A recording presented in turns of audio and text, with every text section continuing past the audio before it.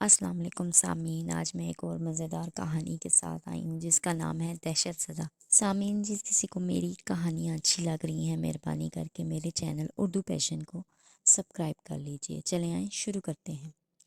ولی کوسٹا دوپہر کے وقت ساؤتھ بیچ پر واقع کلارک کے پب میں داخل ہوا۔ وہ یہاں ایلس سارڈین سے ملنے آیا تھا جو میگریشن اٹارنی کے طور پر کام کرتی تھی۔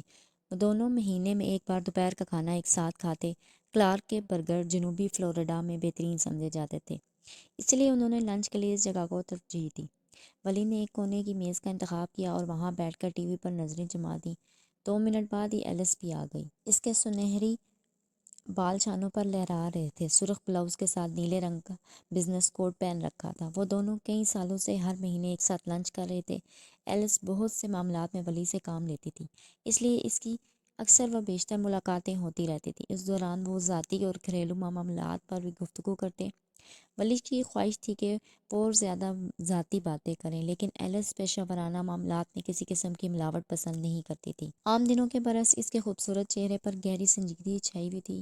اس نے اپنا بیگ فرش پر رکھا اور ولی کے سامنے والی کرسی پر بیٹھتے ہوئے بولی، مجھے تم سے ضروری بات کرنی ہے۔ کس بارے میں؟ مجھے کلاڈیا جین نے فون کیا تھا۔ وہ کافی خوف زدہ ہے۔ ولی اسے اچھی طرح جانتا تھا۔ وہ ہیٹی میں پیدا ہوئی، لیکن بعد میں اس نے امریکی شہریت اختیار کر لی اور ایلس نے ہی اس کے بچوں کو امریکہ لانے میں مدد کی تھی۔ در حقیقت یہ ولی ہی تھا جس نے ہیٹی کا سفر کیا اور اس کے دونوں بچوں کو لے کر کونسلیٹ کیا تاکہ ڈی این اے ٹیسٹ کے لیے ان کے بچوں کا خون لیا جا سکے۔ اس کے بعد ہی انہیں امریکہ آنے کی اجازت ملی، لیکن یہ سب کچھ اتنا آسان نہیں تھا۔ کلاڈیا کا مسئلہ کیا ہے؟ ولی نے پوچھا۔ ایلس آگے کی طرف جھکتے ہوئے نیچی آواز میں بولی، جب کلاڈیا صرف 5 برس کی تھی تو اس کے باپ کو قتل کر دیا گیا تھا۔ ولی نے چونکتے ہوئے کہا، اچھا، اس نے یہ بات مجھے کبھی نہیں بتائی۔ یہ ایسی بات نہیں جو وہ کسی کو بتاتی، لیکن اس کے باپ کے انتہائی بے دردی سے قتل کیا گیا تھا۔ کسی نے رات کی تاریکی میں سڑک کے کنارے اس کے گلے پر چھری پھیر دی اور وہ بہت زیادہ خون بہہ جانے کی وجہ سے اس کی موت واقع ہو گئی۔ اس کی لاش اگلی صبح ملی۔ ولی جھرجھری لیتے ہوئے بولا، کیا یہ معلوم ہو سکا کہ کس نے اس کا قتل کیا؟ ایلس اپنی آنکھیں گھماتے ہوئے بولی، اس کے بارے میں تو کبھی کوئی شبہ نہیں رہا کہ یہ قتل کس نے کیا۔ وہ ٹونٹون میکاؤٹ تھا۔ کیا واقعی؟ ولی نے پوچھا۔ ہاں، میامی پولیس ڈپارٹمنٹ کے خفیہ یونٹ میں کام کرنے کے دوران ولی نے میکاؤٹس کے بارے میں سنا تھا۔ یہ سادہ کپڑوں میں سرکاری سرپرستی میں کام کرنے والا قاتلوں کا گروہ تھا جسے صدارتی محل سے احکامات ملتے تھے۔ ان لوگوں نے کئی اشرے تک ہیٹی میں دہشت کا بازار گرم رکھا، جس میں لوٹ مار، جنسی زیادتی اور قتل جیسے واقعات شامل تھے۔ ان کا اصل کام لوگوں میں دہشت پھیلانا اور اس بات کو یقینی بنانا تھا کہ وہ حکمرانوں کے لیے کوئی مشکل کھڑی نہ کریں۔ حکومت انہیں بندوقوں، چاقو اور خنجروں سے مسلح کرتی تھی، لیکن وہ پولیس یا فوج کی طرح باوردی نہیں تھے۔ اس کے برعکس وہ سادہ لباس پہنتے، ان کے سر پر پاناما ہیٹ اور آنکھوں میں دھوپ کا چشمہ ہوتا۔ اس کے علاوہ ان میں برائی کا ایک اور پہلو بھی تھا۔ ان میں سے زیادہ تر کا تعلق وڈوڈو پر عمل کرنے والوں میں سے تھا، جس کی وجہ سے وہ اور زیادہ خوفناک ہو گئے تھے۔ وہ کسی شیطان کی مانند تھے۔ ایک لمحہ وہ اپنے خداؤں کے حضور مرغی کی قربانی کرتے، دوسرے ہی لمحے وہ نصف شب کے قریب کسی انسان کا گلا کاٹ دیتے۔ بعض اوقات مقتولین کا تعلق حکومت کے کسی سیاسی مخالفین سے ہوتا، لیکن کبھی کبھی وہ کسی ترتیب کے بغیر بھی لوگوں کو قتل کر کے ان کی لاش درختوں پر لٹکا دیتے یا سڑک کے درمیان میں چھوڑ دیتے۔ ان کا مقصد صرف دہشت پھیلانا اور لوگوں کو یہ پیغام دینا تھا کہ اگر انہوں نے حکومت کی مخالفت کے بارے میں سوچا تو ان کا بھی یہی انجام ہوگا۔ ولی نے لیمن کا گھونٹ لیتے ہوئے کہا، جب اس کے باپ کا قتل ہوا تو کلاڈیا بہت چھوٹی تھی۔ غالباً اس واقعے کو 3 برس یا اس سے بھی زیادہ کا عرصہ گزر گیا۔ درست، لیکن ایک بات اور بھی ہے۔ کلاڈیا اور خاندان کے دیگر افراد جانتے ہیں کہ اس کے باپ کو کس نے قتل کیا۔ اس کا نام مارسل میٹی تھا۔ وہ ایک طرح کا جیلی وڈوڈو پجاری تھا۔ جہاں وہ رہتا تھا وہاں اس کی شہرت مکروہات کے رسیا کی تھی۔ 2 دن پہلے کلاڈیا نے اپنی دکان سے اسے نکلتے ہوئے دیکھا۔ اس سے بھی زیادہ بری بات یہ ہوئی کہ اس نے بھی کلاڈیا کو دیکھ لیا۔ ولی نے اس کے الفاظ پر غور کیا۔ وہ جانتا تھا کہ ہیٹی پر پرانی حکومت کے خاتمے پر یہ افواہ پھیل گئی تھی کہ کچھ میکاؤٹ مقتولین کے رشتہ داروں کے انتقام سے بچنے کے لیے میامی کا رخ کر رہے ہیں۔ اگر یہ خبر صحیح تھی تو ولی نے ان میں سے کسی کو نہیں دیکھا۔ وہ یہاں خاموشی سے رہ رہے تھے، اس لیے ولی یا پولیس کے پاس ان کے خلاف کارروائی کرنے کا کوئی جواز نہیں تھا۔ لیکن بعد میں قانون بدل گیا۔ اب امریکہ آنے والے ہر شخص کو امیگریشن پر حلف اٹھانا پڑتا کہ وہ کبھی بھی انسانی حقوق کی خلاف ورزی میں ملوث نہیں رہا۔ اس بارے میں جھوٹ بولنا جرم سمجھا جاتا تھا۔ تمام سابقہ میکاؤٹ کو انسانی حقوق کی خلاف ورزی کا مرتکب سمجھا جاتا تھا اور انہیں امریکہ میں داخلے کی اجازت نہیں تھی۔ اگر یہ شخص میٹی پکڑا جائے اور اسے ہیٹی واپس بھیج دیا جائے تو اسے یقیناً مار دیا جائے گا، کیونکہ وہاں اب بھی لوگ میک آؤٹ سے نفرت کرتے تھے۔ ولی آگے کی طرف جھکتے ہوئے بولا، یہ ان میک آؤٹ میں سے ایک ہے جو ماضی میں قانونی طور پر چھپ کر یہاں آئے یا بعد میں کسی طرح چھپ کر آ گیا۔ ایلس نے نفی میں سر لاتے ہوئے کہا، اس نام کے کسی شخص کو بھی قانونی طور پر آنے کی اجازت نہیں دی گئی۔ میں نے امیگریشن میں ایک دوست کے ذریعے معلوم کر لیا، وہ ضرور بعد میں آیا ہے اور یقیناً اس نے کوئی فرضی نام اختیار کیا ہوگا۔ کلاڈیا جانتی ہے کہ وہ کب اور کیسے یہاں ہے، لیکن تم اس سے پوچھ سکتے ہو، اور تمہارا کہنا ہے کہ اس نے بھی اسے پہچان لیا۔ یہ کیسے ہو سکتا ہے جبکہ وہ اس وقت بچی تھی جب اس نے اس کے باپ کو قتل کیا؟ ایسا نہیں ہے کہ اس نے اسے پہچان لیا، لیکن کلاڈیا کا کہنا ہے۔ اس کی آنکھیں حیرت سے پھیل گئیں جب اس نے دیکھا کہ وہ اس کی جانب متوجہ ہے۔ ممکن ہے کہ اس شخص نے یہ محسوس کر لیا ہو کہ وہ اسے جانتی ہے، لہٰذا اب کلاڈیا خوفزدہ ہے، وہ اسے خاموش رکھنے کے لیے اس کا پیچھا کرے گا۔ اس نے نفی میں سر ہلاتے ہوئے کہا، صرف یہی نہیں، تمہیں معلوم ہے کہ ان میک آؤٹ کے بارے میں ہیٹی کے لوگ کہانیوں میں کیا کہا جاتا ہے؟ مجھے ان کا کوئی اندازہ نہیں، ولی نے جواب دیا۔ ان کے اندر شیطان کی روح ہے، یہ بڑی بوری لے کر گھومتے اور بچوں کو اغوا کر لیتے ہیں۔ اب تم سمجھ گئے ہوگے، کلاڈیا کو یہی خوف ہے کہ وہ صرف اسے نہیں بلکہ اس کے بچوں کو بھی نقصان پہنچا سکتا ہے۔ کھانے کے دوران ایلس نے کہا، مجھے اس بارے میں بہت پریشانی ہے اور صرف تم ہی وہ واحد شخص ہو جو میری مدد کر سکتے ہو، کیونکہ تم پہلے سے ان لوگوں سے واقف اور اس جگہ کو بھی اچھی طرح جانتے ہو۔ ولی محض سارے لا کر رہ گیا، لیکن اس نے زبان سے کچھ نہیں کہا۔ وہ سمجھ گیا تھا کہ ایلس اسے کس کام کے لیے تیار کر رہی ہے۔ تم میرے دوست ہو اور میں تمہیں اپنا ہیرو سمجھتی ہوں، ایلس نے مزید کہا۔ ولی چونکتے ہوئے بولا، اس کا مطلب ہے کہ کلاڈیا کے پاس پیسے نہیں ہیں اور وہ مجھے اس کام کا معاوضہ نہیں ملے گا۔ اس سے پہلے بھی ایسا ہو چکا تھا، اس نے کبھی ایلس کو انکار نہیں کیا۔ ایلس نے اپنی بڑی بڑی آنکھیں اس کے چہرے پر جمائی اور بولی، ہمیں اس کا معاوضہ جنت میں ملے گا۔ وہ ساؤتھ بیچ سے روانہ ہوا اور مختلف علاقوں سے ہوتا ہوا لٹل ہیٹی کے قریب کے کل میں پہنچ گیا۔ اس نے اپنا کیریئر میامی پولیس ڈپارٹمنٹ میں پٹرول مین کے طور پر شروع کیا تھا۔ اس علاقے میں چند راتیں گزار چکا تھا۔ اس زمانے میں اس کے فرائض میں عموماً نقب زنی، چھوٹے موٹے معاشی جرائم اور گھریلو تنازعات کی تحقیق شامل تھی۔ اس علاقے میں تشدد کے واقعات بہت کم ہوتے تھے۔ ہیٹی سے ہجرت کر کے آنے والوں نے وہاں بہت تکلیفیں جھیلی، وہ مزید کسی مشکل میں نہیں پڑنا چاہتے تھے۔ یہاں چرچ کے علاوہ میوزک، ولی گاڑی چلاتا ہوا سیکنڈ ایونیو پر آ گیا، جہاں کئی دکانوں کی تزئین اور رہائش کر کے جدید بنانے کی کوشش کی گئی تھی۔ یہاں چرچ کے علاوہ میوزک اسٹور، بیکریاں، ریستوران اور گروسری کی دکانیں تھیں۔ پیٹی کے آخر پہ سرے پر مشرق کی جانب کلاڈیا کی دکان تھی، جس کی کھڑکی پر بندی کی لگی ہوئی تھی۔ وہ دوپہر کا وقت تھا، اس لیے ولی کو یہ دیکھ کر بہت حیرت ہوئی۔ وہ مزید 2 بلاک آگے جا کر بائیں جانب مڑ گیا اور اسے وہ گلابی مکان تلاش کرنے میں کوئی دشواری نہیں ہوئی جس کے بارے میں ایلس نے بتایا تھا کہ وہ کلاڈیا کے کزن کا مکان ہے، جہاں وہ اپنے بچوں سمیت رہ رہی تھی، کیونکہ اپنے گھر جانے سے خوفزدہ تھی۔ ولی نے اپنی گاڑی پورچ میں روکی۔ ہارن کی آواز سن کر کلاڈیا باہر آئی۔ اس نے نیلا اسکرٹ اور سفید بلاؤز پہن رکھا تھا جس پر گلاب کے پھول کڑے ہوئے تھے، اور اسی رنگ کا سرخ اسکارف اس نے سر کے گرد لپیٹ رکھا تھا۔ اس نے ولی کو ایک کرسی پر بیٹھنے کا اشارہ کرتے ہوئے کہا، ہم یہیں بیٹھ کر بات کریں گے ولی، میں نے بچوں کو گھر میں رکھا ہوا ہے، ان سے یہی کہا ہے کہ ہمارے مکان میں کام ہو رہا ہے، اس لیے ہم چند روز یہیں قیام کریں گے۔ میں ان پر ظاہر نہیں کرنا چاہتی کہ کیا ہو رہا ہے، میں نہیں چاہتی کہ وہ بھی میری طرح پریشان ہو جائیں۔ کلاڈیا ایسی عورت تھی جس نے زندگی میں بہت سی مشکلات کا سامنا کیا، لیکن کبھی پریشان نہیں ہوئی، مگر اب پہلی بار وہ اس کی خوبصورت آنکھوں میں خوف کی پرچھائیاں دیکھ رہا تھا۔ تم مجھے اس آدمی کے بارے میں بتاؤ، ولی نے کہا۔ وہ ایک مکاؤٹ تھا، لیکن اس سے بڑھ کر ایک افریت بھی۔ اس نے صرف میرے باپ کو ہی قتل نہیں کیا بلکہ اس برس میں کئی لوگوں کو جان سے مار ڈالا۔ سبھی میکاؤٹ چاہتے تھے کہ لوگ اس سے خوفزدہ رہیں۔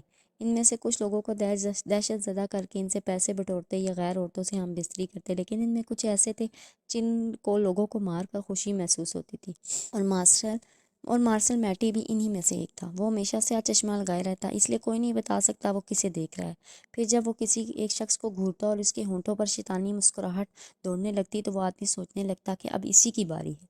مجھے بتایا گیا ہے تم نے اسے 2 دن پہلے دیکھا تھا، اس نے تائید میں سر ہلاتے ہوئے کہا۔ وہ تقریباً شام 6:30 بجے کا وقت تھا جب میں سوڈا خریدنے کے لیے اپنی دکان سے باہر آئی۔ ایک آدمی اسی اسٹور سے نکل رہا تھا، میں تقریباً اس سے 20 فٹ کے فاصلے پر تھی جب میں نے اس کا چہرہ دیکھا۔ اس کی عمر 60 کے قریب ہوگی۔ اس کا چہرہ پہلے ہی پتلا تھا، اب اور بھی زیادہ سکڑ گیا ہے۔ میں اپنی جگہ پر رک گئی اور مجھے لگا جیسے میں نے کوئی بھوت دیکھ لیا ہے۔ پھر کیا ہوا؟ اس نے میری طرف دیکھا۔ میں یقین سے نہیں کہہ سکتی اس وقت وہ کیا سوچ رہا تھا۔ شاید اسے احساس ہو گیا کہ میں نے اسے پہچان لیا۔ پھر اس نے کیا کہا؟ پہلے تو اس نے کچھ نہیں کہا، جبکہ میں وہاں مڑی اور اپنے اسٹور کی طرف واپس جانے لگی جیسے کچھ بھول آئی ہوں۔ میں نے اندر سے دروازہ مقفل کیا، کھڑکی پر بند ہے کہ تختی لگا لی اور پچھلے دروازے سے نکل کر گھر کی طرف جانا شروع کر دیا، لیکن جب کونے میں پہنچی تو وہ چند قدم کے فاصلے پر کھڑا مجھے گھور رہا تھا۔ وہ مجھے دیکھ کر مسکرایا، جیسے میٹی لوگوں کو خوفزدہ کرنے کے لیے مسکرایا کرتا تھا۔ اس لمحے مجھے یقین ہو گیا کہ یہ وہی تھا۔ کیا اس نے تمہارا تعاقب نہیں کیا؟ نہیں، مجھے یقین ہے اس نے ایسا نہیں کیا۔ میں جلدی جلدی گھر آئی، بچوں سے کہا وہ اپنا سامان باندھے، پھر ہم یہاں آ گئے۔ اس کے بعد تم نے اسے دیکھا؟ وہ نفی میں سر ہلاتے ہوئے بولی۔ نہیں، میں نے اسے نہیں دیکھا، لیکن مجھے یقین ہے کہ وہ میری نگرانی کر رہا ہے۔ عجیب و غریب واقعات پیش آ رہے ہیں۔ کس قسم کے واقعات؟ گزشتہ روز میں نے معمول کے مطابق دکان کھولی۔ ایسٹر ویک کی وجہ سے مصروفیات زیادہ ہیں، لہٰذا میں دکان بند کرنے کا نقصان برداشت نہیں کر سکتی، لیکن میں پورا دن میٹی سے ہوشیار رہی۔ میں نے اسے نہیں دیکھا، لیکن جب اندھیرا ہونے لگا میں گھر واپس آ رہی تو مجھے لگا کہ میں نے اپنے پیچھے کسی کے قدموں کی آواز سنی ہے۔ میں نے مڑ کے دیکھا، لیکن وہاں کوئی نہیں تھا۔ میں نے دوبارہ چلنا شروع کر دیا، لیکن 1 منٹ کے بعد میں نے دوبارہ وہی آواز سنی۔ میں نے مڑ کر دیکھا کہ کوئی تاریکی میں آگے بڑھ رہا ہے۔ میں نے آواز دی، لیکن کوئی جواب نہیں ملا۔ اس کے بجائے میں نے ایک آواز سنی جیسے کوئی کھڑکھڑاہٹ ہو رہی ہو، جیسے کسی بچے کا جھنجھنا۔ ہاں، ایسی ہی آواز تھی، لیکن ہیٹی میں وہ وڈو کے ماننے والوں سے اسے رسم کے طور پر بھی استعمال کرتے ہیں۔ وہاں یہ رواج ہے کہ جھنجھنے کو سانپ کی کمر کی ہڈیوں سے بھر دیا جاتا ہے۔ ولی کی آنکھیں پھیل گئی۔ سانپ کی ہڈیاں تو بہت ہی پرسرار چیز ہے، وہ جو کوئی بھی تھا اس نے تمہیں خوفزدہ کرنے کی کوشش کی۔ کلاڈیا نے تائید میں سر ہلایا اور بولی، میں وڈو پر اعتقاد نہیں لکھتی، لیکن اس آواز نے مجھے ڈرا دیا۔ میں اب بھی یقین سے نہیں کہہ سکتی وہ کون تھا۔ میں نے سوچا کہ شاید کوئی بچہ مذاق کر رہا ہو، اور وہ جو کوئی بھی تھا اس نے مزید میرا تعاقب نہیں کیا، یا کم از کم میں نے کسی کو نہیں دیکھا۔ میں نے گھر آ کر دروازہ بند کر لیا، لیکن صبح جب میں دکان پر پہنچی تو میں نے اپنے دروازے پر یہ چیز پڑی ہوئی دیکھی۔ اس نے ہینڈ بیگ میں ڈال کر ایک سرخ رومال نکالا، اس میں سے ایک مجسمہ لٹا ہوا تھا۔ وہ اتنا چھوٹا تھا کہ اس کے ہاتھ میں آ گیا۔ اس نے سیاہ ہیٹ اور لمبا فراک نما کوٹ پہن رکھا تھا۔ وڈو کے ماننے والے اسے موت کی علامت سمجھتے تھے، کلاڈیا نے کہا۔ اس کا نام بارون سیمڈی ہے اور لوگ اس کی موت کو کالے جادو کے لیے استعمال کرتے ہیں۔ ولی نے اسے ایک دفعہ اور دیکھتے ہوئے کہا، بہت گندی شکل ہے۔ کلاڈیا نے تائید میں سر ہلایا اور بولی، بالکل اسی طرح جو اسے چھوڑ کر گیا ہے۔ میں نے اسے اٹھایا اور واپس سڑک پر آ گئی۔ وہ بلاک کا فاصلہ طے کرنے کے بعد میں اسے کونے پہ کھڑا ہوا دیکھا۔ وہ میٹی ہی تھا اور مجھے دیکھ کر مسکراتا۔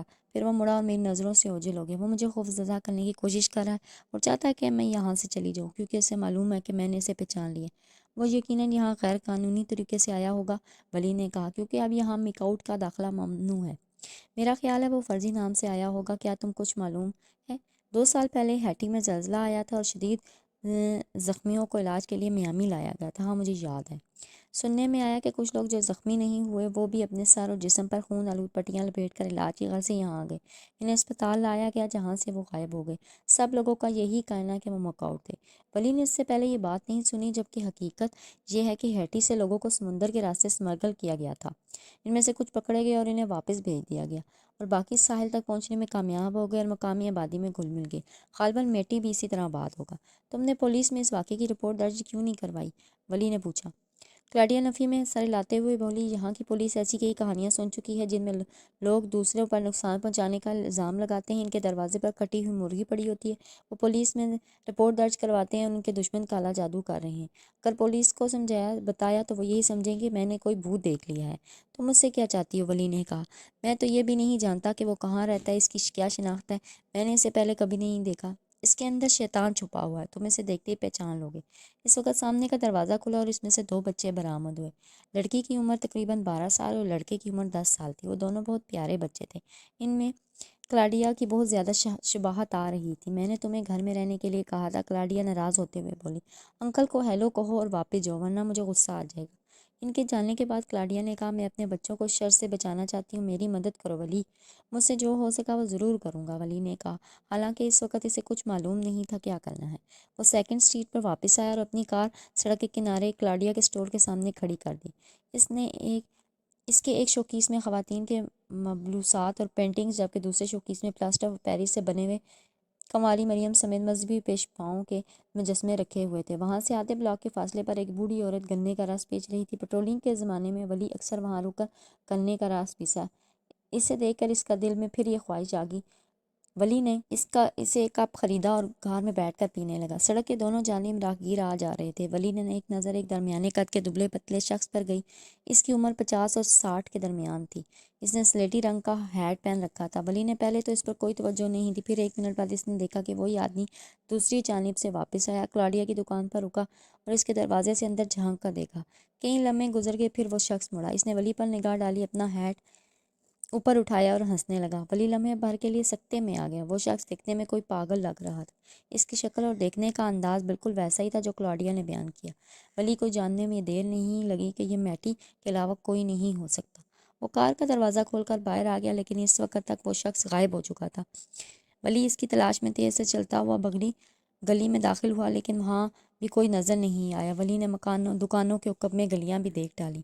وہ تقریباً 15 منٹ تک اسے تلاش کرتا لگا، لیکن میٹی کسی بدروح کی مانند غائب ہو چکا تھا۔ ولی واپس اپنی کار میں آیا۔ وہ اس کی نظر ڈیش بورڈ پر گئی، جہاں ویسا ہی سیاہ مجسمہ رکھا ہوا تھا جو کلاڈیا کو اپنی دکان کے باہر سے ملا تھا۔ ولی نے اسے اٹھایا اور کافی دیر تک دیکھتا رہا۔ میٹی نے بڑی ہوشیاری سے مجسمہ وہاں رکھا تھا، جس سے یہ واضح ہو گیا کہ وہ کیا چاہتا ہے۔ ولی خوفزدہ نہیں تھا، بلکہ وہ کلاڈیا اور اس کے بچوں کے لیے فکر مند تھا۔ ممکن ہے کہ میٹی نے اس کی کار وہاں دیکھ کر سوچا ہو کہ وہ کلاڈیا کی دکان کی حفاظت کر رہا ہے، لیکن یہ بھی ممکن تھا کہ اسے کسی طرح کلاڈیا سے موجود ٹھکانے کا علم ہو گیا ہے۔ وہ ایک چھوٹا سا قصبہ تھا اور یہ بات آسانی سے معلوم کی جا سکتی تھی۔ اس نے کلاڈیا